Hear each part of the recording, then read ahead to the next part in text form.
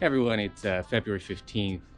It's a chilly morning, and I just biked around a mile from my house in Jamaica Plain to the beautiful neighborhood of Roslindale, Boston, Massachusetts, where I wanted to take a look at the Roslindale Community Fridge. The pandemic over the last year has had a lot of different consequences, some of which are directly related to the pandemic, but some of which just stem from it. And one of the most devastating consequences of the pandemic for many people has been the increase in food insecurity. Now, food insecurity can mean a lot of things, and we define it in different ways, but basically it's hunger in different forms. It's not having access to food on a regular basis, 3 square meals a day. The number of people regularly facing food insecurity in Boston has doubled during the course of the last year. It's gone from around 9 or 10% for families with children to around 19 or 20% of families with children. And like nearly all consequences of the pandemic, these have been borne out really unequally among different populations. As I mentioned before, folks with children are having a much harder time with food insecurity, but it's also been borne out unequally in different ways along lines of background. Black and Latinx families in particular have had real struggles with food insecurity during the pandemic. Community fridges like these offer one kind of solution for the food insecurity that's really increased during the pandemic. They stem from principles of mutual aid, of reaching out to neighbors, and reaching out to people who need something at a moment of immense crisis. But while they're a great idea and they speak to some of the great principles of community around us, they're definitely not enough in and of themselves. Meeting the challenges of food insecurity means all sorts of things for government programs and policies, and we're going to talk about those a little bit later. But for now, I just want you to think about the different ways in which we make sense of the food insecurity that's around us in the community. How do we respond to it? How does it make us feel? What kind of obligations do we have to our neighbors? This is something that we're facing really acutely in 2021, but it's something that humans have also contended with since the beginning of recorded history. We're going to take a look at some of that today. Stay tuned.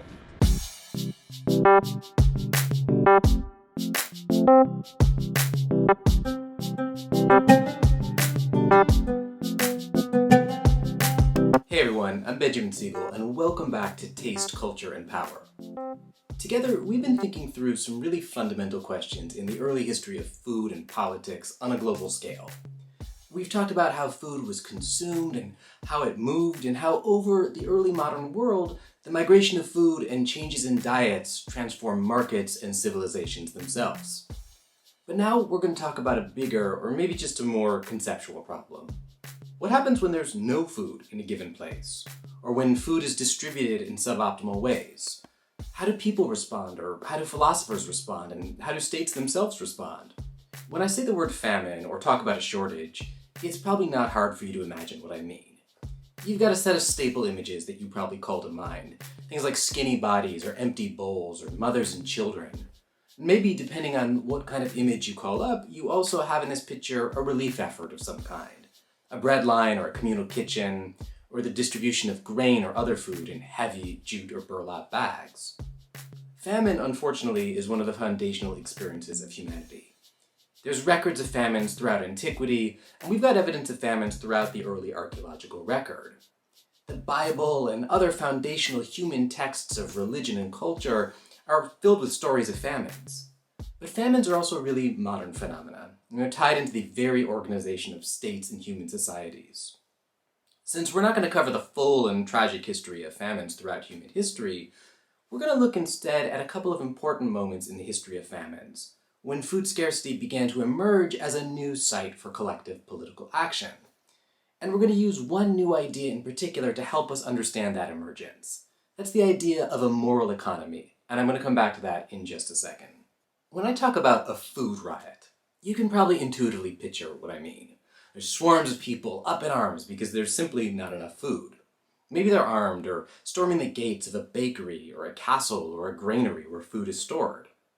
Food riots are a really old phenomenon, but something changed around the world in the 18th century when they became a very visible and global phenomenon.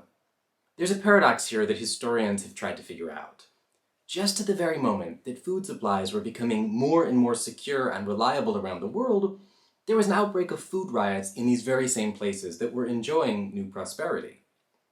We can go to Paris during the French Revolution, when Parisian women marched to Versailles to drag Louis XVI back to the capital, hoping to ensure a steady supply of bread. And of course, you've probably heard of Louis XVI's wife, the Queen Marie Antoinette, with her well-remembered declaration, "Let them eat cake." By the way, she probably never actually said that. In Syria, there were similar things happening. A few decades earlier, Muslim women had stormed the Great Mosque of Aleppo during prayers, yelling at the Ottoman governor there for letting the price of bread get too high. The women in Aleppo called for the removal of the Qadi, the Ottoman governor, who was seen as being a neglectful outsider.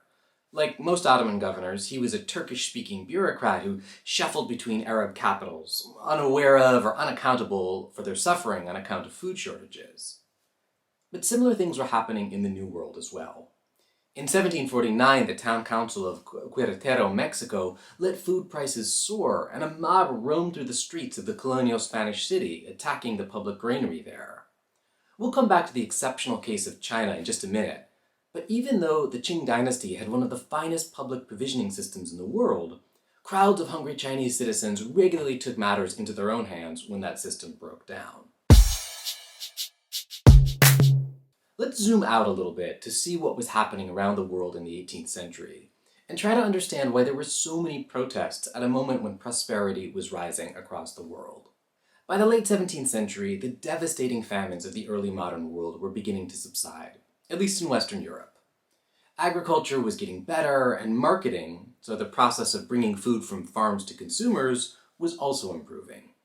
Infant mortality began to fall, and lifespans were beginning to rise. Chronic hunger was finally beginning to fall. Those changes also went beyond Europe.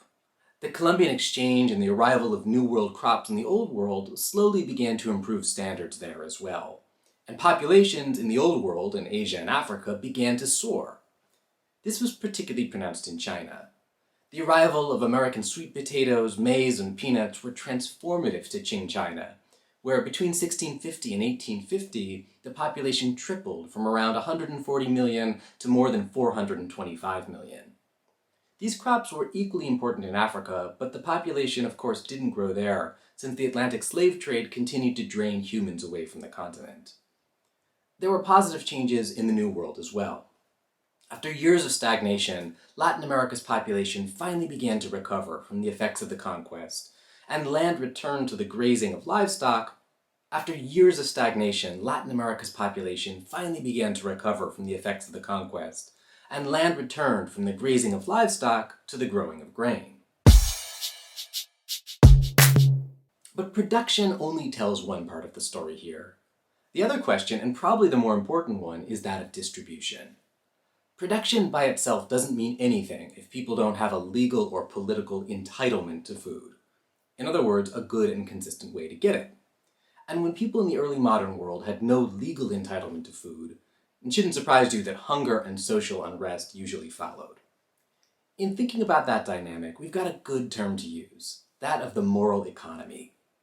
This phrase was popularized by the English labor historian E.P. Thompson, who used it to describe the feeling of the poor in England and elsewhere that merchants and governments had a responsibility to price staple grains and other commodities at a rate that ordinary people could afford, not just the price that the free market itself would dictate.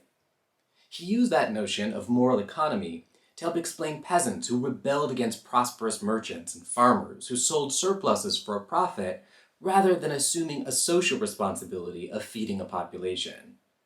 A free market price might be okay during regular times, but E.P. Thompson helped us see that for many peasants in the early modern world, these prices didn't hold up under times of distress, when those same peasants began to demand adjustments to meet the needs of scarcity.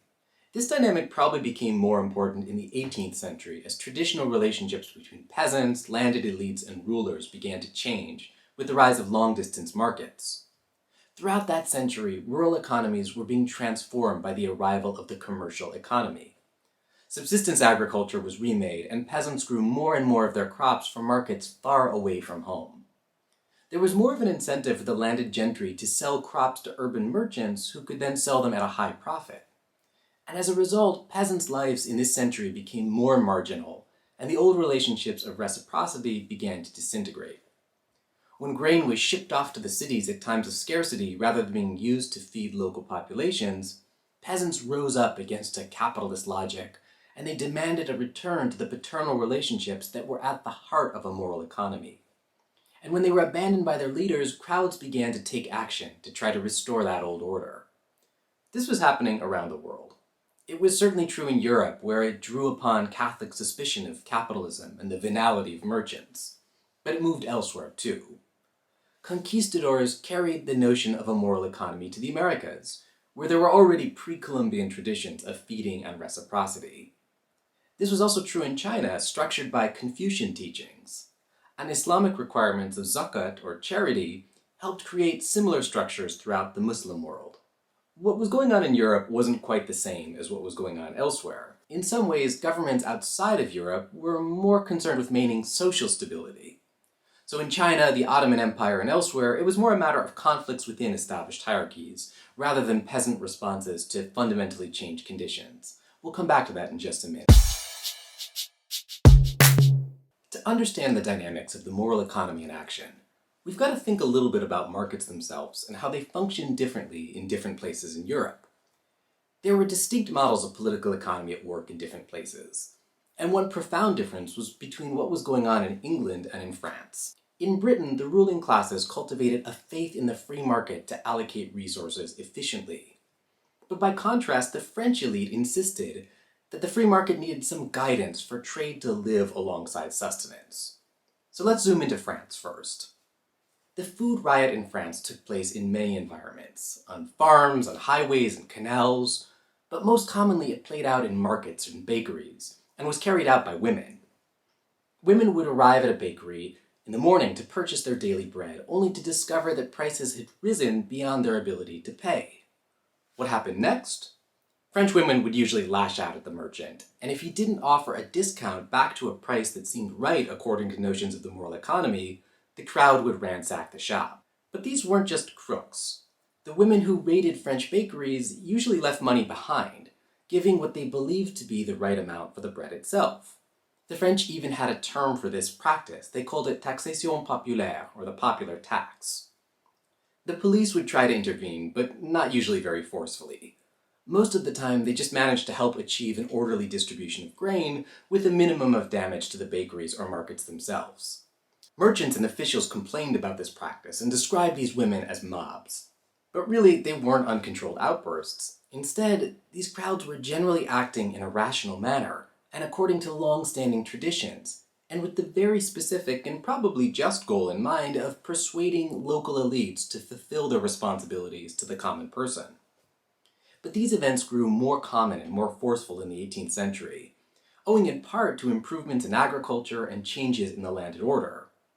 The enclosure movement saw many communal French lands being turned into private property, so wealthy farmers were able to accumulate large productive tracts, while many peasants were turned into subsistence farmers instead. Cities were also growing in this period, and their rising populations were eating more and more grain. But even in villages, people were growing more dependent on markets than upon the production of their own food. The largest landlords in villages, by contrast, had accumulated enough surplus that they were able to sell grain directly to urban merchants. There's a term for that kind of behavior. We call it forestalling. That's when a merchant withholds grain from a local market with the hope of selling it for high prices elsewhere or at a later date. And when it's a question of holding it for a later date, we sometimes call that practice hoarding instead. By the 1770s, the French regime was growing more and more willing to condone forestalling. They did away with a number of medieval laws prohibiting the practice, and more grain began moving away from hungry villages. It shouldn't surprise us that outrage and violence soon followed. In 1774, the free market French treasurer, Turgot, announced the full liberalization of the French grain trade. But his timing was terrible. There was a poor harvest in France that year, and his announcement led to a national insurrection, later called the Flower War. Once again, women took the lead here, stoking urban food riots and often making names for themselves in the process. One of these women, Marie-Louise Jardin, punched a grain merchant while pregnant and got away with only a reprimand. Officials often said that these women were just fulfilling their basic domestic duties. Men also participated in the Flour War in different ways. They launched attacks on big farms and seized grain going to cities on carts or ferries. The punishments for men were more severe. If they were arrested, they could expect execution or a really long prison sentence.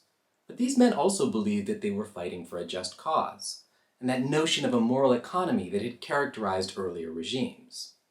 It's probably not too much to say that the French Revolution itself was stoked up by insurrections like these, and beliefs about the proper role of food in the moral economy. In the years after the French Revolution, the new French state moved back and forth between policies of liberalization and state control. Neither extreme really seemed to work. It became clear to many French thinkers that the state needed to both create market incentives while also safeguarding the rights of the French to a decent meal. Over time, the French state developed an elaborate scheme of grain reserves and credit mechanisms to help stave off crisis, but it relaxed those controls by the 1840s, and that's probably one of the causes of the Second French Revolution in 1848. You can see the legacies of the French approach to markets even today in boulangeries across the country. The French state hasn't actually fixed the price of bread since 1978, but consumer associations monitor and uphold a pretty standard price for bread across the country. A single baguette, which is supposed to get a family through a day, doesn't generally cost more than 90 euro cents in bakeries and about half that in supermarkets. That's something of a legacy of the taxation populaire that endures to the present day. Things were a bit different across the English Channel in Britain. There wasn't any tradition of a taxation populaire, and throughout the 18th century, there was an increased faith among political elites in the capacity of the free market to uphold public welfare. This was exemplified in works like The Wealth of Nations, written by the Scottish economist Adam Smith. In that book, Smith said that forestalling was an essential part of a properly functioning free economy. You probably already know some of the other influential works of classical political theory that were advancing similar ideas in the same period. Thomas Malthus, of course, is most famous for his essay on the principle of population, written in 1798. In it, Malthus contends that human reproduction always outruns agricultural productivity in the long run. There's that famous formula and graph showing that human reproduction grows geometrically while agricultural productivity grows arithmetically.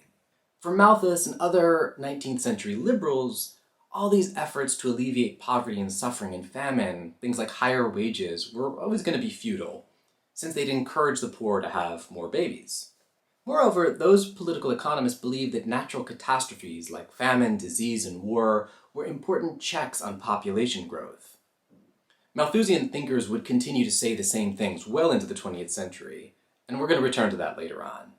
With some exceptions, Britain at the turn of the 19th century were deeply reluctant to intervene in food markets.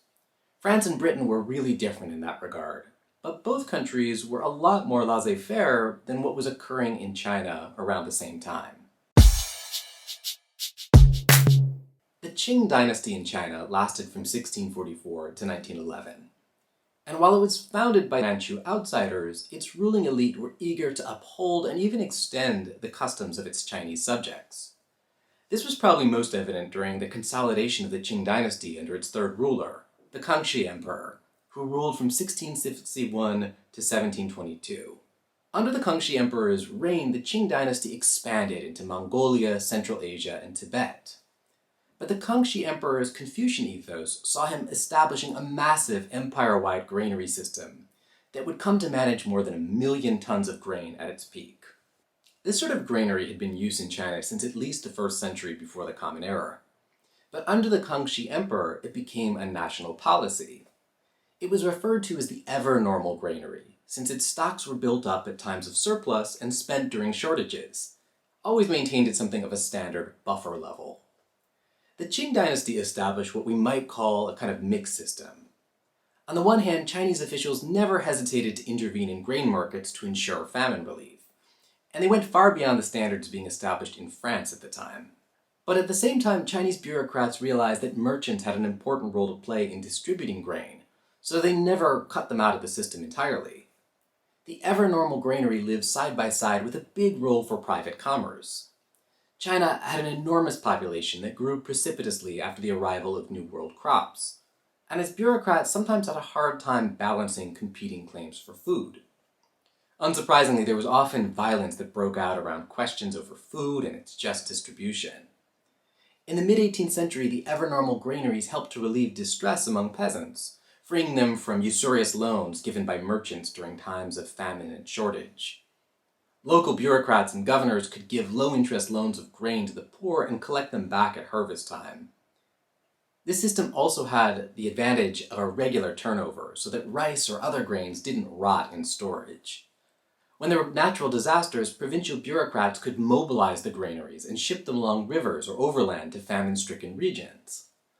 But even with this extensive system in place, Qing emperors always believed that the ever-normal granary system should live side by side with the work of private merchants. So in regions where markets were doing their job just fine, like Beijing or the Yangtze River Valley, the system was barely present. It was much more important in the hinterlands of Qing China. And merchants were also conscripted into the system itself. They were often asked to transport grains from surplus areas to shortage ones. In the 18th century, there were food riots in China that matched those that were taking place in Europe at the same time. In a big and expansive empire, there was often uncertainty around the relationship between local and long-distance markets. And the granary system itself grew strained towards the last century and a half of the Qing dynasty itself.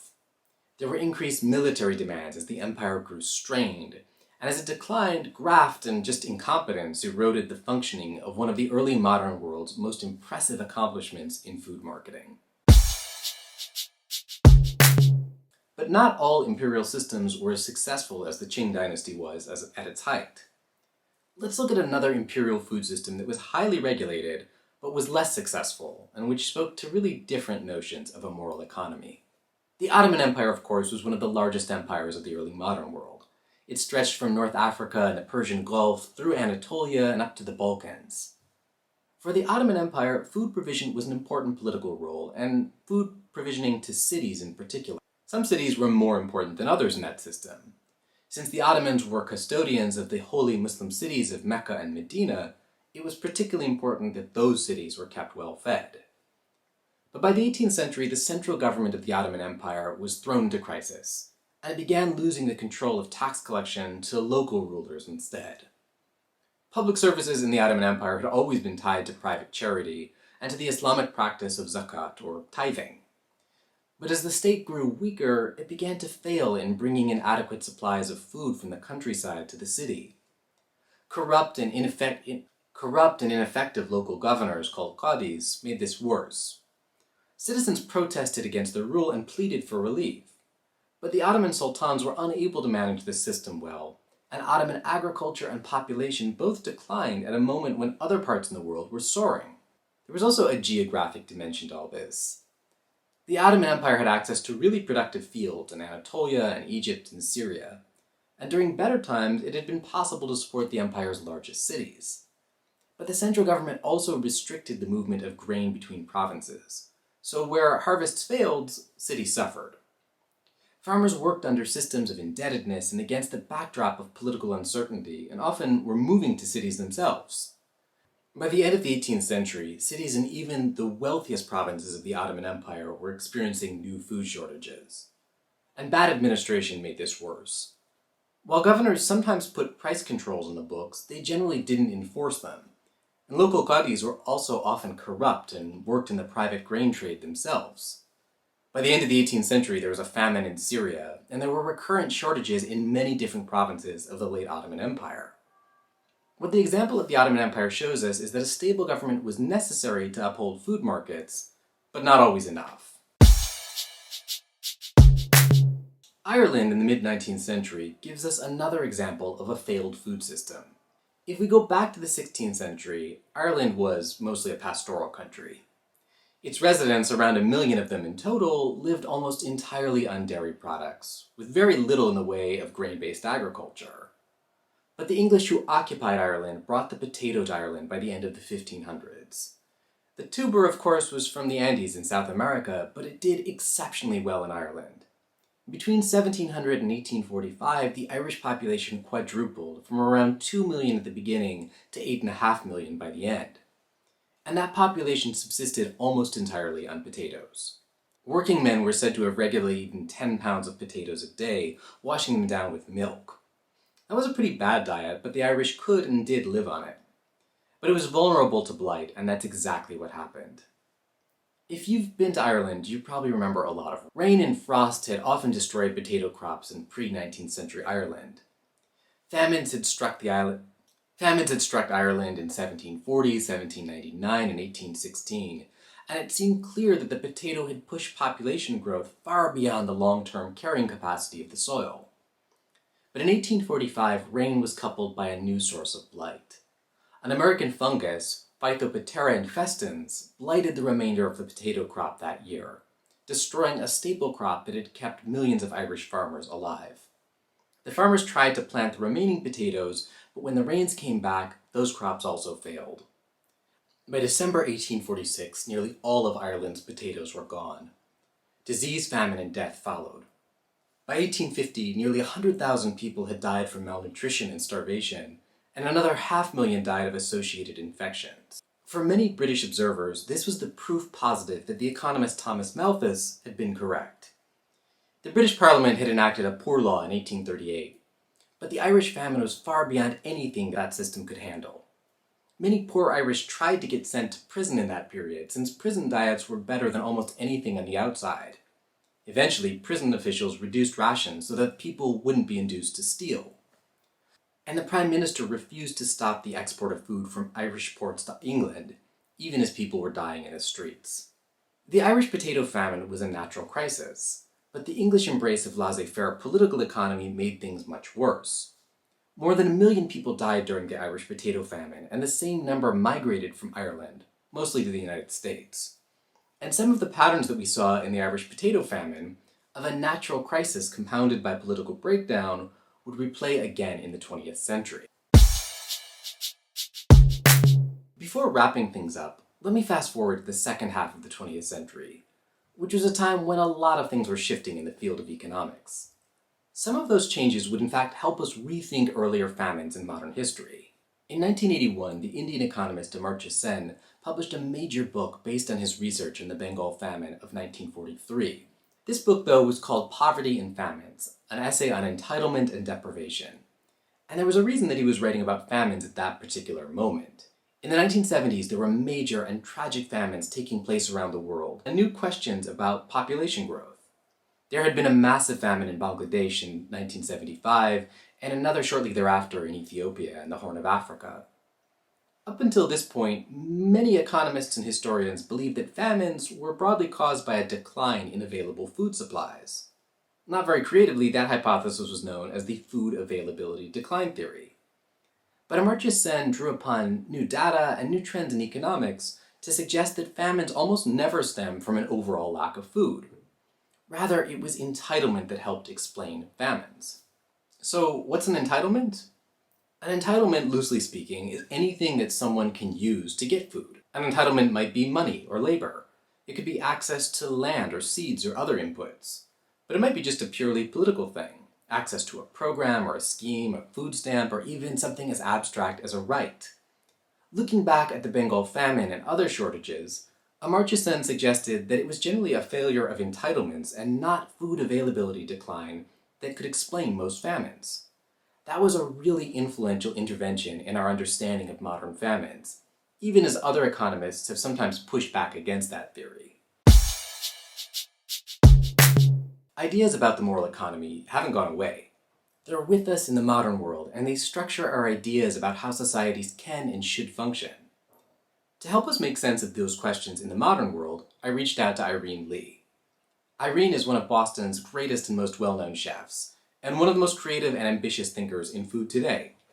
She's the owner and chef of May, where you might have tried the iconic Double Awesome, scallion pancakes wrapped around oozy eggs, cheddar, and pesto.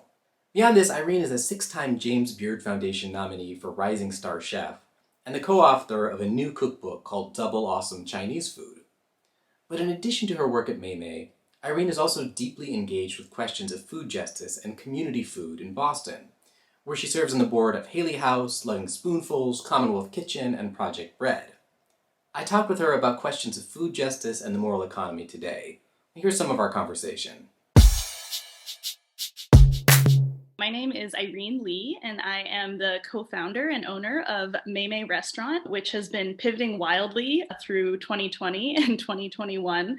And we are rapidly becoming Mei Dumpling Company. I started a business with my brother and sister, my older siblings. Mei means little sister in Mandarin Chinese. And we started out as a food truck and eventually opened the restaurant. And here we are today. Food was probably the last thing I thought I was going to do. Our family has always been really centered around food, cooking, the dinner table, going out to eat. But I was actually doing my undergrad and studying education and thinking that I was going to go into academia. And then one day my brother called me up and said, "Hey, have you heard about this food truck thing?" And I had been like a very avid home cook, really interested in farming and different aspects of food justice. And it was a slippery slope into opening a food truck, learning as much as I could about what professional cooking is all about. And I don't think we ever necessarily had a plan, like in our 5-year plan is to open a restaurant. Just one thing led to another. And that's how we ended up where we are. We call our food creative Chinese American food. It's also been referred to as Chinese food with cheese. And lots of people on Yelp will tell you that it is not a traditional or authentic Chinese restaurant. And they're absolutely right. Mei is really all about our perspective. Having grown up in Boston in a Chinese American family, we ate Chinese food at home, but we also ate all the other stuff that Boston has to offer. And like all American kids, yeah, we love tacos and pizza and all that kind of stuff. And so we think of the food as being authentic to us as a family and not necessarily being authentic to anyone else. So when we invite people into the restaurant, we're asking them to take a little trip down memory lane with us, kids getting home from school and scrounging around in the freezer and the fridge and creating, for example, a scallion pancake grilled cheese sandwich. It's just what happens when you have a multicultural cupboard and pantry and refrigerator. It's what forms organically out of that. I think that as diners are becoming more interested in the sort of very specific stories and lived experiences of the people making the food, there's more and more room for that kind of personal interpretation in different kinds of what we would call ethnic food. Mei was always intended, at least by me, I think maybe unbeknownst to my brother and sister at the time, but to be really an experiment in kind of locavorism. I did my undergrad at Cornell, and despite Ithaca not being like an incredible modern restaurant city, its agriculture scene was incredible. And so you had all these restaurants doing really high level farm to table sourcing. And so coming back to Boston on like winter break, the only places I saw farm to table was like white tablecloth restaurants where the steak is $50 and really felt, okay, there's an opportunity here to try to push farm to table in Boston to make it something that someone can afford to eat on a regular basis. Food is more interesting and tastes better if it has a great story that you know about. If your grandmother grew tomatoes in her garden, like nothing beats that tomato. There's something unique and special about it. And that's a level of magic that you can add to food that I think we don't get to enjoy enough. And so working with local farms and then eventually also with like food hubs and aggregators is part of how we grew Mei. We definitely did change our sourcing protocols several times throughout the existence of our business. But one of the things that has remained really central is that we only use meat from animals that are raised on pasture, which basically means they get to live at least part of their lives outside, which I think we can all get down with. And thankfully, there's been more and more infrastructure and more farms that are doing that work and finding the market for it. Our food hubs that we work with, there's one based in Rhode Island, for example, and they operate this great website that has information on all the different farmers markets and farms in Rhode Island. And they provide a platform where we we can order products from over 50 producers, mostly in Rhode Island, but also some in Massachusetts and some in Connecticut. And then when all of those people come into Providence for the farmers market, they also bring their wholesale orders with them. And so they are basically consolidating all of that product and then turning it into one invoice for us to pay, and obviously streamlining it in a way that more kind of industrial conventional food has already done, trying to do it in a way that is fair and transparent. Supporting that infrastructure is really valuable because you can only get so far buying from like Farmer Bob and he brings his pickup truck to you once a week. That is great for Farmer Bob, but it doesn't necessarily build the network in the way that I think local food really needs if it's going to gain the traction that we want it to. Folks will say that sourcing locally in New England year round is really hard to do. And it's true. A lot of crops can store all through the winter, and tofu is available for us all year round, thankfully, because it's this processed value added food. And so I think it takes thinking a little bit differently about what you want to eat and when, but we found that we've been pleasantly surprised by our ability to keep sourcing locally through the winter. We closed the restaurant several days before we were ordered to by the state. I said, let's close and just see what happens. March 11th was our last day of service, and we took just a couple weeks off and told everybody to just stay at home. We'll keep paying you if you want to log into Zoom and like work on some projects. And then eventually we did reopen for takeout only. We started selling groceries, doing meal kits, packaging up cold prepared dumplings, and we tried so many different things and just throwing stuff at the wall to see what would stick. And at the end of the day, nothing really was all that sticky. And of course, this is on top of the landscape of regulations changing all the time. And so on a day in June, I got an email from a regular who said, hey, have you ever thought about selling your products at a farmer's market? Because I help manage this market in Belmont. And I read that email and I was kind of like, farmer's market? That's what we would have done in year one. What do you think I am? And one of my colleagues said, what if we just try it? And so we brought a bunch of packages of dumplings to this market and we sold out so quickly. It's the only thing that was just incredibly successful throughout this entire COVID period. And so every week we brought more product and we still sold out. And that has continued to happen through the summer and fall. Right now we're at 4 farmers markets selling dumplings and we still can't keep up. So in seeing how that was gaining traction, we decided that moving really decisively in that direction was the next step for us as a business. So we've let people know Maymay does not look like a restaurant right now, and it may not ever again, which is obviously really sad to say. It's been my life for so many years, but wanting to be realistic about our financial position, right before COVID, we had just paid off our last big chunk of debt. So like we had climbed out of the hole that all restaurants open in, and now we're back in the hole. What's funny is we may have eventually decided to do this anyway, but obviously COVID really showed us that restaurants are probably not going to be doing well for a long time. And can we actually wait that long? Is it smart for us to wait that long? I always share that I'm from Brookline and I grew up with every need of mine ever like taken care of. I graduated without student debt,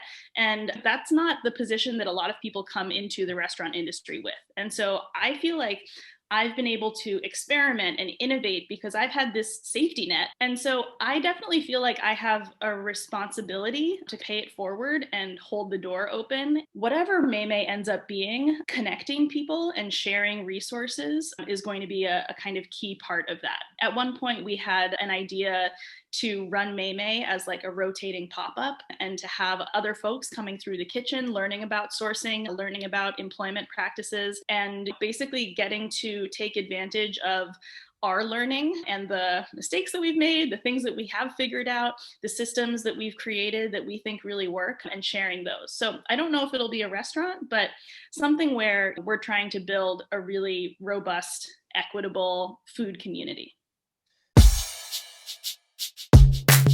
Formally speaking, I serve on the boards of a couple of different community organizations here in Boston. There's the Haley House, which is a soup kitchen and bakery cafe that also helps folks with transitional housing in the South End neighborhood. I also sit on the board at Love and Spoonfuls, which is a food rescue nonprofit. So basically, they are providing the logistics to move food that would otherwise be wasted from restaurants and grocery stores and hotels, and figuring out how to get that fresh food to soup kitchens and food banks. So they basically run a fleet of trucks and are like logistical geniuses. And then I also sit on the board at Project Bread, which is a statewide organization focusing on hunger in Massachusetts. They, namely during COVID, have been known for operating a food resource hotline that is operated in, I think, over 50 languages. And then during the pandemic, I've gotten involved in a couple of different initiatives. We have a community fridge outside of Maymay that I help do some of the coordination for, but for the most part, it's just all volunteer run by neighbors and folks who want that resource to be really robust. And I also started, along with my colleague Tracy Chang from PAGU in Cambridge, this harebrained idea, which has turned into an org called Project Restore Us. And the idea is, what if we took some of the funding that's out there, because there's so much money getting thrown around, not enough and not in the right ways per se, but what if we found some of that money and we used it to buy food for people? But instead of going to the grocery store to do it, we can buy from wholesalers. And actually, we can get wholesalers to bring that food to us if we're a restaurant. So you're reducing people's risk, you're getting better pricing, more food, and you can also be a little bit more selective. And then the restaurant could pay its staff to repackage that food, make up boxes, and deliver that food to families who really need it. We knew that in a lot of immigrant communities with high undocumented populations, accessing resources like SNAP is just really not an option. And so we started out working with a community org in Everett called La Comunidad, and they had a list of about 190 families. And we spent just a couple days talking to them and said, let's see if we can raise some money and just do a big delivery of rice and beans and masa and produce to your families. And so we gave it a shot, and it was like logistically just crazy, but it has turned into a project that has 4 or 5 different restaurants involved, and we are adding community organizations on a pretty regular basis. Obviously, the future of that work is really uncertain because of how uncertain the pandemic is, but that's work that I'm really proud of, and I'm basically not involved anymore. I just did the first like crazy experiment, and there's an incredible group of volunteers that is carrying that work forward right now. I think we're in this really interesting moment where the kind of traditional and establishment anti-hunger organizations are finding themselves faced with these like super grassroots mutual aid and innovative emergency food systems, but there remains an incredible level of hunger in Massachusetts. And I think like we all need to be working at it to make a dent at all. I try to be really intentional about coming at these big, hairy problems with like an abundance mentality as opposed to a scarcity mentality. Because especially when we talk about hunger, the problem is not that there's not enough food. It's that the right people are not getting the right food at the right time, in the right place, for the right price, and so on and so forth. I'm willing to try anything. We'll order $10,000 of groceries and try to deliver it to families in Everett. Like that seems really crazy. But also, this is a moment of emergency and a moment of, on a personal level, just feeling really uncertain and scared and just wanting to do anything, to take any action, and to get out of my head. For consumers, I think the most important refrain that you've heard a zillion times is like, you vote with your dollar. And when you spend money with a local business, you are not enriching a shareholder to go on and buy his next yacht. You are helping a family pay for their kids to go to summer camp. You are helping a business reinvest and get a new floor or an AC system. And that is actually what your money does when you spend it with people who live in and interact in your community. Food really is magical. Like plants are so cool. Cooking is so cool. And if we actually can access and enjoy that magic. And that's a huge opportunity, I think, to live a little bit intentionally and to create more meaning for ourselves out of something that we do every day, which is just the simple act of eating. All of that being said, not everyone has disposable income and not everyone has the privilege of making very specific choices about their food. And so my ask is, regardless of what your budget is, try to learn about the food that you are consuming and know that it has a story. And that story is probably really interesting if you can find it. For folks who are interested in a career in food, I think that working with food has been one of the real joys in my life. And during the pandemic, working less with food has been awful for me. What I would tell those folks to ask themselves is, what is it about cooking or food or being involved in hospitality that you really love, that activates you, and find a job that really allows you to do it, because all restaurants are different, all farms are different. And I think knowing what your values are and what you bring to this huge world of food is really important. At the end of the day, running a food business comes down to money. It's not the reason we exist, but it is how we exist. And so understanding the financial ins and outs of whatever industry or subset of the industry you're thinking about getting into is really important. I didn't know anything about restaurant finance before I opened this business. And had I known more, I may not have. But I think that we are both constrained by the financial imperatives and we're forced to innovate because of them. Let's try to bring this all together. Broadly, things like the emergence of entitlement theory help us rethink experiences of shortage in the modern world. In the 18th century and later, starvation was often as much a problem of distribution and the failure of political entitlements as it was a problem of production itself. That's even true today. In many cases, the failure of a harvest provoked a crisis, but that crisis played out on very different political and economic arrangements, tied to beliefs about how a state should or should not intervene in a given market. Crowds were often motivated by the experience of hunger or shortages or famines, but those responses were conditioned by and clashed against different political arrangements as well, and things looked really different in different places. In France and England, ideas of the moral economy helped peasants and administrators make sense of changing markets, but the French generally held out a greater role for the state, while the British clung on to new ideas of laissez-faire political economy. Later on, the Irish would discover just how strong and damaging these ideas were. By contrast, in China, thoughtful administrators who were eager to avoid social unrest helped run one of the biggest market interventions of all time, in the form of the ever-normal granary system, while maintaining important roles for private merchants. The Ottoman Empire, by contrast, was far less successful in managing food provision and marketing during moments of crisis and unrest. As different societies moved forth into the modern world, these different arrangements would be renegotiated and remade as new technologies and ideologies played out against different ideas of moral economy. But let's leave it here for now and pick things up next time when we talk about the rise of industrial foods and how common foods were remade into totally different things in the latter half of the 19th century. Thanks for joining me today. I'll see you all next time.